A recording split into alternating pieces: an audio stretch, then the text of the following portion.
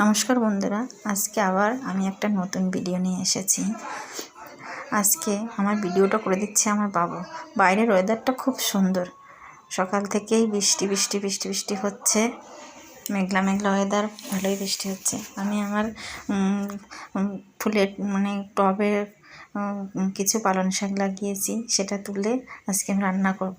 এটা খাওয়ার থেকেও বেশি নিজের একটা কিছু লাগালে হলে সেটা দেখে আনন্দ লাগে। গাছে সজনে হয়েছে, প্লাস যে আমার গাছে সুন্দর সজনে ডাঁটাও হয়েছে। এতে পালং শাক তুলেছি, পালং শাকের মাটি এটা তোলাটাই একটা আনন্দের ব্যাপার। টবের পরে সুন্দর পালং শাকের গাছ হয়েছে, এটা আমি তুলছিলাম। আর গাছে সুন্দর সুন্দর আমার ফুলও হয়েছে, ফুল গাছ লাগিয়েছি সুন্দর,